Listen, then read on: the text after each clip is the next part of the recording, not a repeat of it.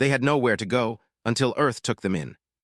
The massive refugee ships drifted through the void like broken dreams, their hulls by plasma burns and meteor impacts.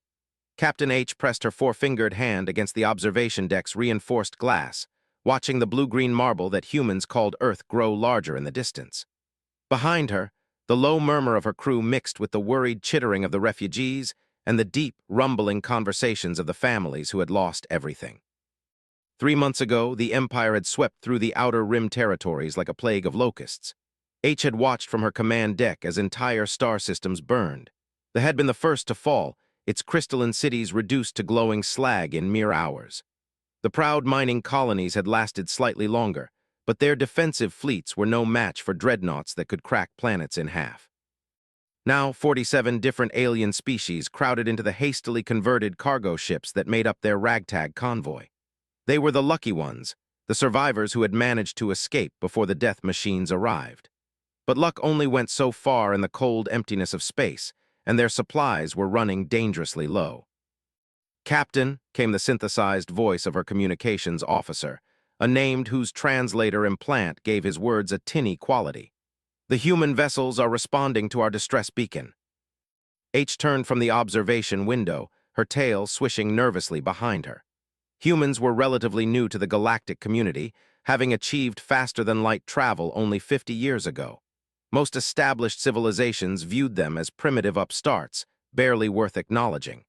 The Galactic Council had granted them membership more out of amusement than respect. "What's their response?" H asked, though she already feared the answer. Every other system they had approached had turned them away. The Republic claimed they lacked the resources. The Federation cited security concerns. Even the peaceful assembly of rings had closed their borders, claiming the refugee crisis was not their responsibility. Crystalline features shifted in what might have been confusion. They're asking about our immediate needs, Captain. Medical supplies, food, shelter capacity. They want to know how many children we have aboard." An engineer named, whose massive frame made the bridge feel cramped, let out a skeptical grunt. "Probably sizing us up to see what they can salvage from our ships. Humans are known traitors, after all." But something in his tone made H pause. What else did they say? "They're dispatching emergency supply vessels immediately. No questions about payment or political status. They just said they're coming to help." The bridge fell silent except for the steady hum of life support systems. H had been a captain for over 20 years, had dealt with dozens of species across hundreds of systems, and she knew the usual diplomatic dance. First came the negotiations, the careful questioning about resources and trade agreements, the subtle threats and promises. But the humans had simply asked what they needed and promised to bring it. 3 hours later, the first human ships appeared on their sensors. H expected military vessels, maybe a trade convoy with armed escorts. Instead, she found herself staring at what appeared to be converted civilian craft. Hospital ships with Red Cross symbols painted on their hulls. Massive cargo haulers that looked like they had been hastily retrofitted. Even what appeared to be luxury cruise liners, their vacation destinations replaced with refugee processing equipment. "Captain H," came a new voice over the communication system, warm and distinctly human. "This is Admiral Sarah of the Terran Relief Fleet. We're here to escort you to Earth. Our medical teams are standing by to transfer any critical patients, and we have food and water for immediate distribution." H felt something she hadn't experienced in months, hope, but years of dealing with galactic politics had taught her caution. "Admiral, we appreciate your offer, but we must be clear about our situation. We are refugees with no resources to offer in trade. We cannot pay for your assistance." There was a pause, then what sounded suspiciously like laughter. "Captain, the only payment we want is the chance to help. Now let's get your people fed and figure out where everyone's going to sleep." The next few hours passed in a blur of activity. Human medical teams boarded the refugee ships with equipment H had never seen before. They didn't just treat the obviously sick and injured. They performed full medical scans on everyone, paying special attention to the children. The humans seemed particularly concerned about something they called trauma counseling, a concept that didn't translate well into most alien languages. Dr. James, a human physician who had taken charge of the medical operations on H's ship, explained it while treating a young who had witnessed the destruction of her home city. "Physical wounds heal," he said, his hands gentle as he worked. But the mind needs healing too, especially after something like this. H watched as he spoke softly to the child in her own language, though his accent was terrible. The translator implant helped, but the fact that he was even trying seemed to calm the young in a way that medical scanners couldn't. "Where did you learn?" H asked. Doctor smiled tiredly. "Started studying it as soon as we got word about the refugee situation 3 days ago. Most of our relief teams have been cramming alien languages and cultural protocols. We figured if we're going to help, we should at least try to communicate properly." 3 days? They had known about the refugee crisis for 3 days and had already mobilized this massive relief effort. H had seen galactic civilizations take months to decide on simple trade agreements.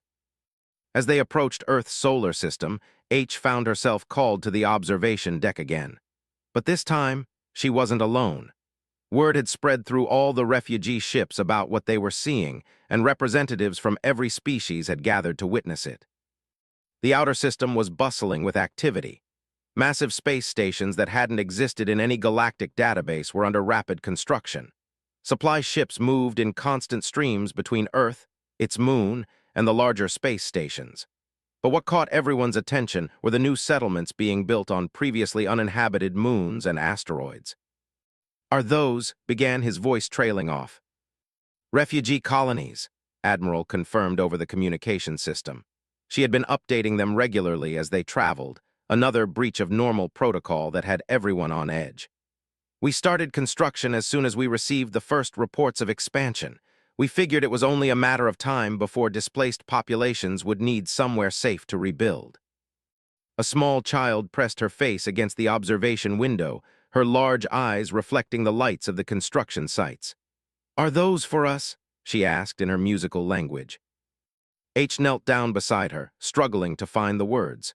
In all her years of space travel, she had never encountered anything like this. Civilizations simply didn't prepare for other species' problems. They didn't mobilize their entire economy to help refugees they had never met. "I think they might be," H said softly. As Earth grew larger in their viewports, more details became visible. The planet's orbital space was crowded with stations, but these weren't military installations or trade depots. They were processing centers, medical facilities, and temporary housing. Streams of human ships moved between them, carrying supplies and personnel. "Captain," said, his voice filled with something that might have been wonder, "I'm reading massive agricultural installations on the planet's surface.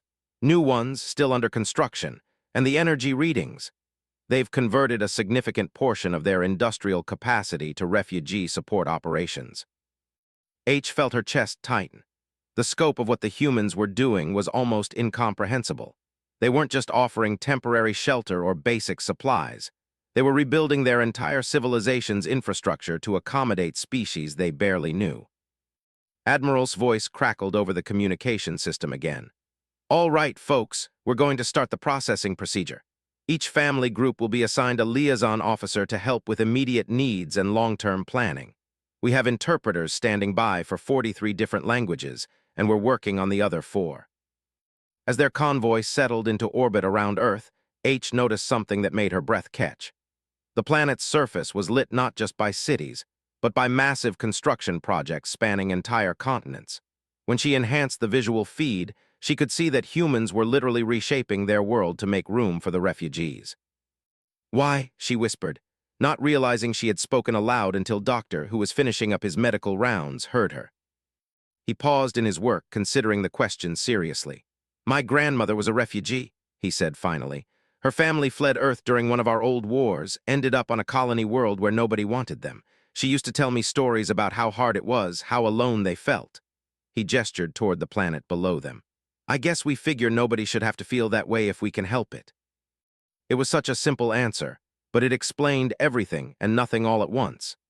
H had studied human psychology as part of her diplomatic training, but this level of compassion for complete strangers, everything she thought she knew about how civilizations operated. A young human officer appeared on the bridge, moving with the quick efficiency that seemed to characterize all the relief workers. "Captain H, I'm Lieutenant Park, your assigned liaison. If you're ready, we'd like to begin transport down to the surface. We have temporary housing set up, and we'd like to get everyone settled before the dinner rush." "Dinner rush?" rumbled, his translation implants struggling with the casual phrase. Lieutenant Park grinned. We've got cooking teams from every major human culture preparing traditional foods, plus teams working on approximating the dietary needs for all the refugee species. Tonight's menu includes crystal fruit and synthesized mineral supplements. We're still working on getting the textures right, but the nutrition values should be spot on. H realized her mouth was hanging open. They had been preparing food for species whose dietary requirements most humans had probably never heard of until a few days ago. As the transport ships prepared to take the first groups down to Earth's surface, H found herself at the observation deck one final time. The blue marble that had seemed so foreign and distant now felt like something else entirely. For the first time in months, she allowed herself to believe that maybe, just maybe, they had finally found somewhere they could call home. They had nowhere to go until Earth took them in. The transport shuttle's descent through Earth's atmosphere was unlike anything H had experienced. Through the reinforced windows, she could see the planet's surface rushing up to meet them. But what caught her attention were the massive construction projects visible even from this altitude. Entire cities seemed to be rising from previously empty land, their designs clearly influenced by architectural styles from dozens of different worlds. Lieutenant Park noticed her stare and leaned over to point out various features. "That's new," he said, indicating a cluster of crystalline spires that caught and refracted the sunlight. "We based the design on historical records from your archives. The crystal formations aren't exactly the same mineral composition, but they should provide similar acoustic properties for your people's communication methods." H felt her chest tighten. The humans had studied architectural psychology well enough to understand that her people's cities weren't just buildings, but instruments that enhanced their natural sonic abilities. "And over there," Lieutenant Park continued, pointing to what looked like a series of terraced mountains, "is the settlement zone. We had to do some serious geological modification to create the right mineral densities and pressure conditions. Turns out recreating a mining world's environment on an agricultural planet is harder than it sounds." The shuttle touched down on a landing pad that was clearly brand new, its surface still showing the molecular bonding patterns of rapid construction. As they disembarked, H was immediately struck by the controlled chaos around them. Hundreds of humans moved with purposeful efficiency, directing incoming refugees, organizing supply distributions, and coordinating what appeared to be the largest resettlement operation in galactic history. But what struck her most was the noise. Not the mechanical sounds of construction or the hum of transport vehicles, but something she hadn't heard since before the attacks, the sound of children playing. A group of young had discovered that their crystal formations could create beautiful harmonic resonances when struck correctly, and they were experimenting with creating music. Nearby, younglings were building elaborate structures from the local stones, their natural engineering instincts already adapting to Earth's materials. Human children had joined both groups, their laughter mixing with the alien sounds in a symphony that somehow made perfect sense. "Captain H," a new voice interrupted her observations. She turned to see a middle-aged human woman approaching with a warm smile. "I'm Director Martinez, in charge of long-term settlement coordination. Would you like the full tour, or would you prefer to see your people's housing arrangements first?" "Housing arrangements," H repeated. "You mean temporary barracks?" Director Martinez's expression shifted to something that might have been embarrassment. "Actually, no. We've prepared permanent residences based on each species' environmental and social needs. They're not perfect, we're still learning about everyone's requirements, but they should be comfortable long-term homes." She led H through what appeared to be a small city that had materialized out of nowhere. The buildings were clearly human in their base construction, but each had been modified to accommodate different species' needs. Homes featured the acoustic crystal formations they had seen from orbit. Residences were partially underground with reinforced walls that could withstand their species' natural tendency to test structural integrity by hitting things. "How long did this take to build?" H asked, running her hand along a wall that seemed to incorporate architectural elements from at least 6 different worlds. "About 2 weeks for the basic structures," Director Martinez said casually. "Though we're still working on the details. Yesterday, we figured out that furniture needs to be oriented toward magnetic north for psychological comfort, so we're retrofitting their entire residential block." 2 weeks. H had seen galactic civilizations take years to plan simple infrastructure projects. They paused outside a building that was clearly designed for her own species, with the low, curved doorways and radiating room layouts that felt instinctively comfortable to her people. Through the windows, she could see families unpacking belongings they had managed to salvage from their ships, but the rooms didn't look sparse or temporary. They looked lived in, as if the humans had somehow anticipated exactly what would make displaced people feel at home. "There's something else," Director Martinez said, her tone becoming more serious. "We need to discuss the children's education situation." H's tail drooped. Education had been one of the casualties of their flight from the... When you were running for your life, preserving knowledge and cultural traditions became secondary to simple survival. "We understand if formal education needs to wait until everyone's settled," H said. "Our priority is just keeping the younglings safe." Director Martinez shook her head. "That's just it, we don't want to wait. We've been working with cultural experts from every refugee species to develop educational programs that preserve each group's knowledge and traditions while also introducing practical skills for life on Earth. But we need your help to make sure we get it right." She led H to what appeared to be a school complex, but one unlike any she had ever seen. Different sections of the building were designed for different learning styles and species requirements. Through one window, she could see children learning mathematics through harmonic resonance patterns that made the numbers visible as sound waves. In another room, young were studying geology by actually digging through carefully constructed rock formations. But what made H stop in her tracks was the sight of human children sitting alongside the alien younglings, struggling to learn mathematical concepts through sound, and helping children understand human approaches to engineering problems. "The human children are learning our methods?" H asked.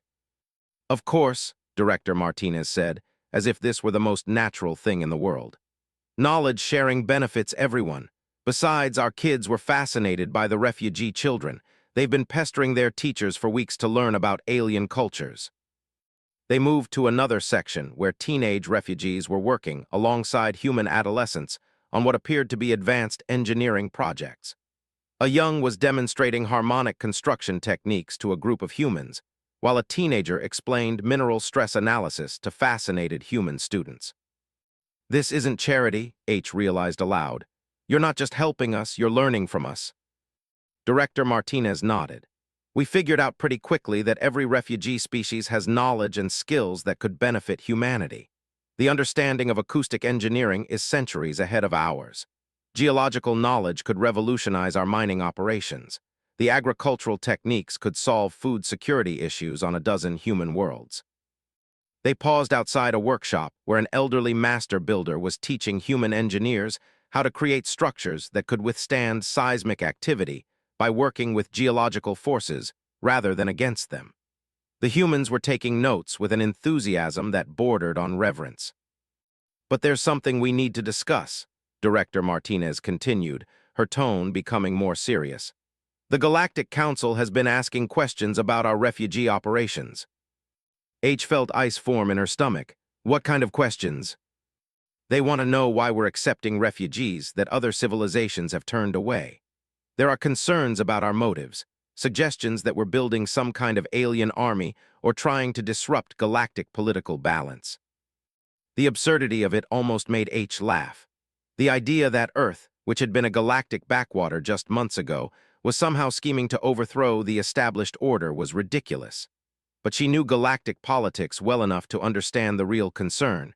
Humans were making other civilizations look bad by comparison. "What will you tell them?" she asked. Director Martinez shrugged. "The truth, that we're helping because it's the right thing to do, though I suspect that answer won't satisfy them." They moved to what appeared to be a central plaza where representatives from all the refugee species had gathered. But this wasn't an emergency meeting or crisis management session. It was some kind of cultural celebration. "We're creating complex harmonic sculptures that made the air itself ring with music, had built impressive stone arrangements that demonstrated their mathematical understanding of structural engineering. Were displaying their intricate textile work, and dozens of other species were sharing their own cultural achievements." Human families moved through the displays with genuine fascination, asking questions and trying to understand unfamiliar art forms. Children from all species played together, creating new games that combined elements from different worlds. This happens every evening, Director Martinez explained. Cultural exchange time. It started spontaneously about a week ago when some of the refugee children began showing human kids their traditional games. Now it's become a daily celebration of diversity. H watched as a group of human teenagers attempted to learn a harmonic dance, their clumsy efforts producing sounds that would have been considered quite beautiful on most worlds. The young teachers were patient and encouraging, clearly enjoying the role reversal of teaching instead of being helped. Director Martinez, H said slowly, may I ask you a personal question? Of course. Why does this feel too good to be true? Every other species we encountered treated us like a problem to be solved or avoided, but humans treat us like family. Director Martinez was quiet for a long moment, watching the cultural exchange continuing around them. My grandfather used to tell stories about the old days on Earth before we achieved interstellar travel, about how different human cultures would clash and fight, unable to understand each other. He said the thing that changed everything was when we finally realized that diversity makes us stronger, not weaker. She gestured toward the mixed groups of children and teenagers working and playing together. When we heard about the refugee crisis, our first thought wasn't about the cost or the inconvenience. It was about what an incredible opportunity this was to learn from dozens of civilizations all at once. You're not just refugees to us. You're teachers, engineers, artists, and philosophers who happen to need a place to live. As the evening progressed, H found herself drawn into conversations with human scientists, engineers, and artists who were genuinely excited to learn about culture. They asked detailed questions about everything from her people's sonic communication methods to their philosophical approaches to mathematics. Doctor appeared at some point during the evening, having finished his medical rounds. Captain, I wanted to update you on the health assessments we've completed. The good news is that most of the refugee populations are in better condition than we feared. The concerning news is that everyone shows signs of severe psychological trauma. H nodded grimly, to be expected given what we've been through. Which is why we're implementing comprehensive mental health support programs for every species. We've been working with your cultural experts to develop therapeutic approaches that work within each species' psychological framework. He handed her a showing what appeared to be treatment schedules, but the scope was staggering. Every refugee, from the youngest children to the eldest adults, was being provided with psychological support tailored to their species-specific mental health needs. Doctor, this must be incredibly expensive, H said. Doctor looked genuinely confused by the comment. Expensive?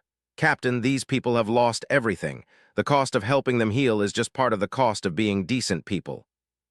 As the cultural celebration wound down and families began returning to their new homes, H found herself standing in the plaza with Lieutenant Park, who had remained nearby throughout the evening.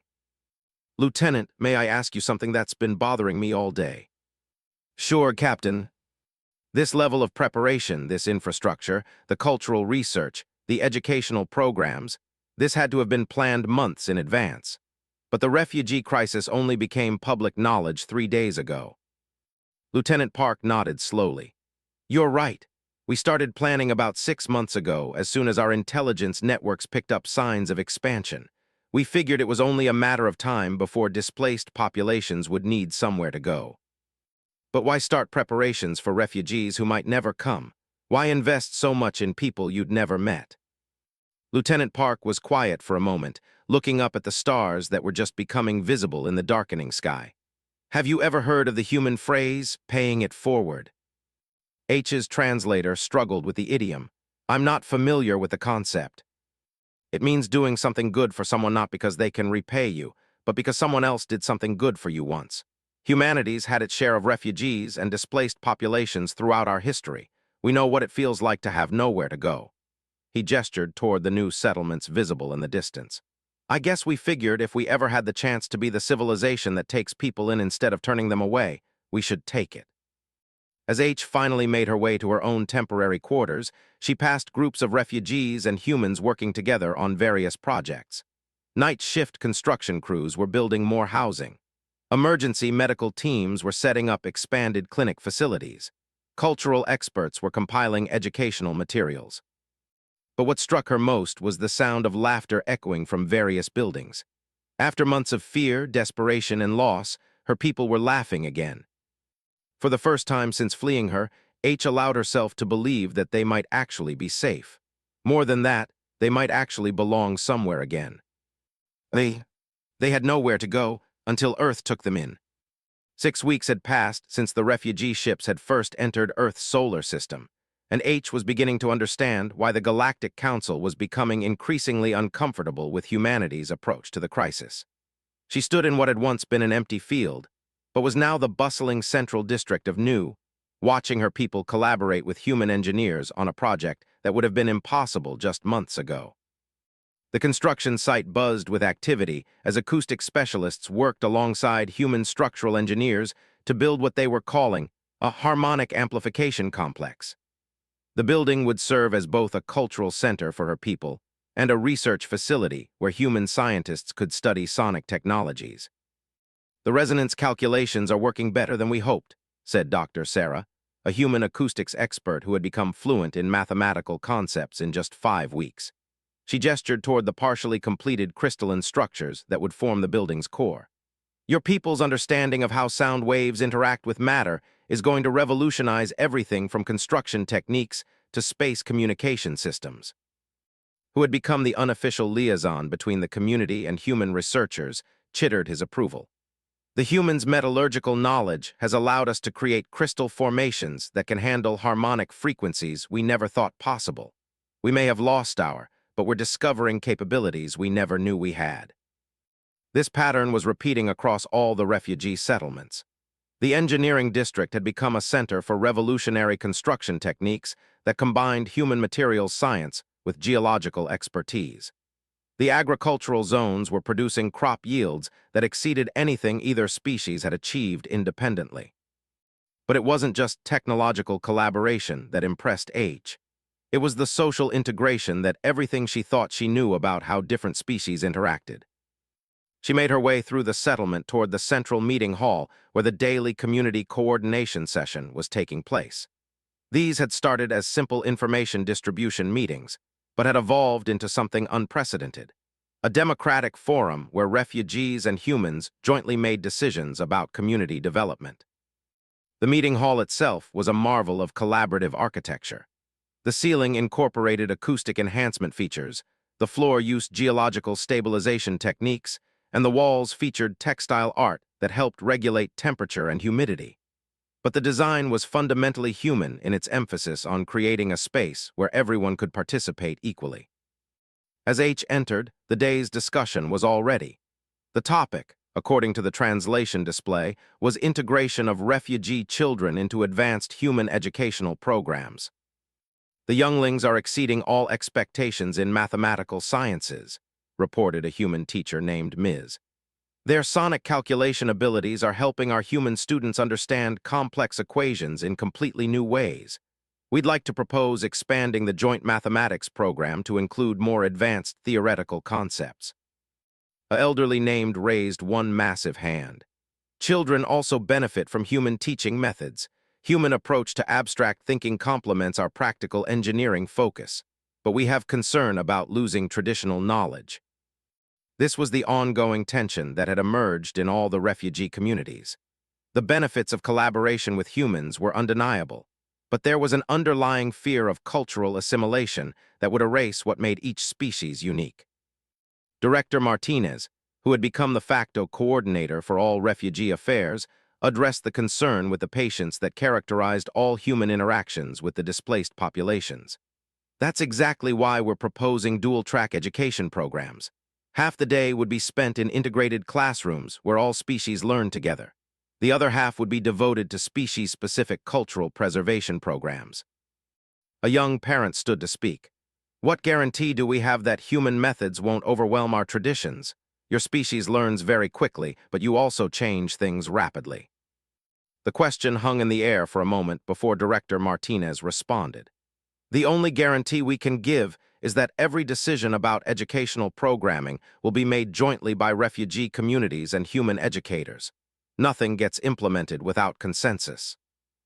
H watched as the debate continued, nodding something that would have been impossible in most galactic civilizations.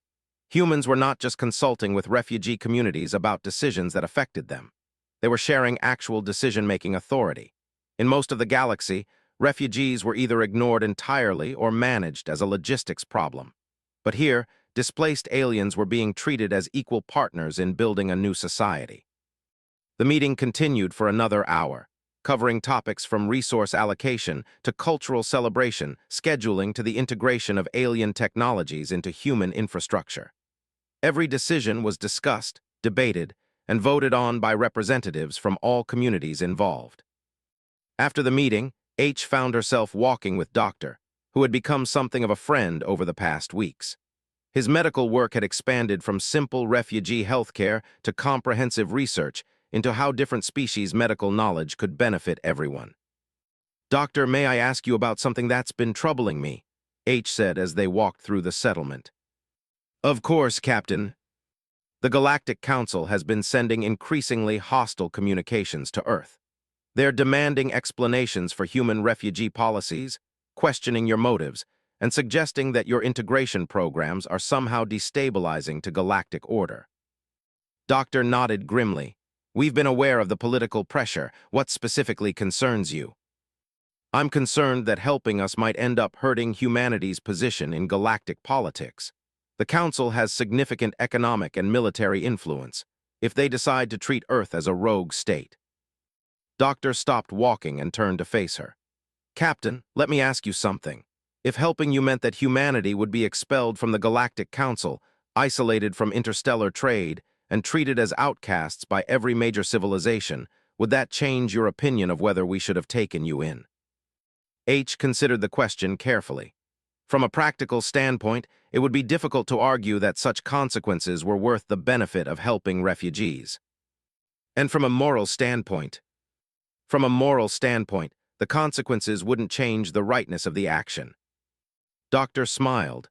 "That's exactly how most humans see it. We'd rather be right and isolated than wrong and accepted."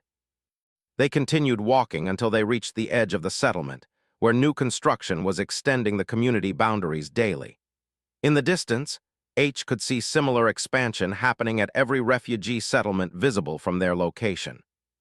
"The scale of this is becoming enormous," she observed. "You're essentially rebuilding your entire civilization to accommodate us." "Not rebuilding," Doctor corrected. "Expanding. Everything we're learning from working with refugee species is making human society stronger and more capable. The acoustic technologies are revolutionizing our communication systems. Geological techniques are making our buildings more earthquake-resistant. Agricultural methods are solving food distribution problems we've struggled with for decades." He gestured toward the construction sites. "In 6 weeks, refugee communities have contributed more to human technological advancement than we've achieved in the previous 5 years of independent research. We're not making sacrifices to help you. We're making investments in our mutual future."